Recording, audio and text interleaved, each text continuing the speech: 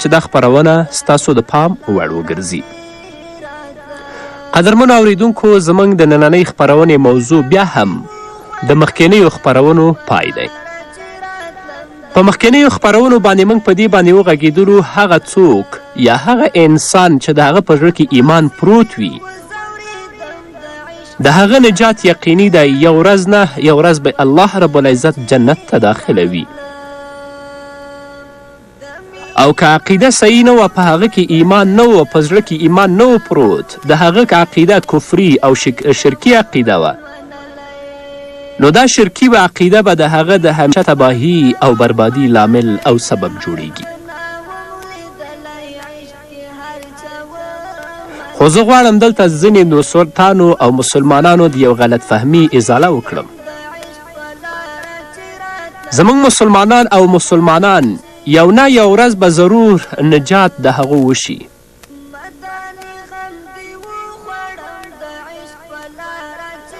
او په دې فکر او په دې اندیشه کې دي چې الله رب العزت به موږ په خپل فضل او کرم سره معاف کړي، او که د ګناهونو سزا هم موږ ته راورسېدله، بیا هم یو څو ورځې د جهنم سزا میلاوېدو نه به پس موږ ته نجات میلاو شي او موږ به جنت ته لاړ شو.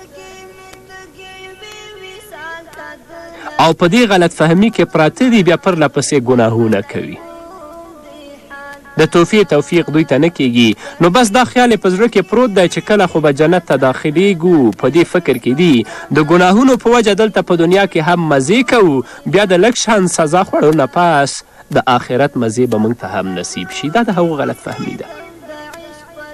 خو دا ډیر غلط فکر دی، دا ډیر غلط اندیشه ده. ځکه تاسو وګورئ چې د دنیا اور او یا درجې د هغه حرارت د جهنم د اور نه کم دی. موږ نشو کولی چې 2 ثانیو 3 ثانیو دپاره د خپل ګوته په اور کې ونیسو.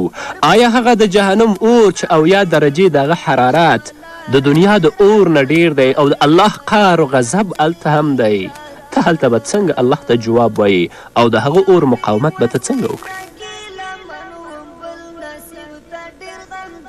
بس په دې غلط فهمي کې خلک پراته دي چې شیطان ډیر مسلمانان د توبې نه محرومه کړي دي. په دې سلسله کې قدرمنو اوریدونکو 2 خبرو ته ښه متوجه شئ. اوله خبره دا ده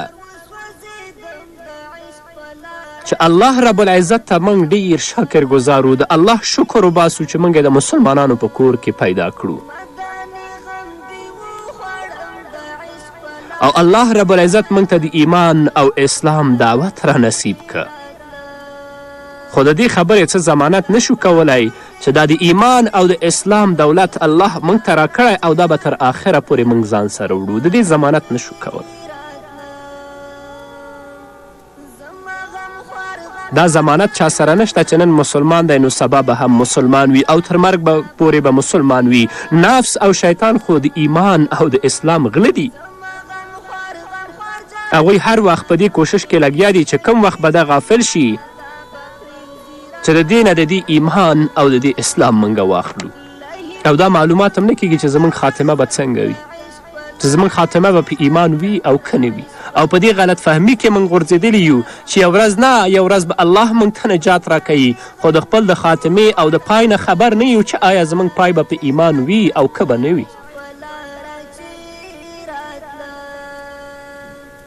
زه غواړم چې ستاسو په خدمت کې د دې سلسلې یو څو عبرتناکه واقعې درته ذکر کړم چې تاسو ته معلومات وشي چې ایمان وړل په آخر وخت کې څومره مشکل کار دی. امام احمد حنبل رحمه الله تعالی علیه، تاسو پیژنئ ډیر جلیل القدر عالم، امام، پیشوا په فقه کې. د هغه د وفات وخت و.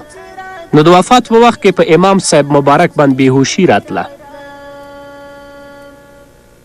د امام صاحب ټول شاګردان ورسره ناست ول. بس د امام صاحب مبارک د ژبې نه به دا کلمه راوتله، دا جمله، اوس نه اوس، اوس نه اوس.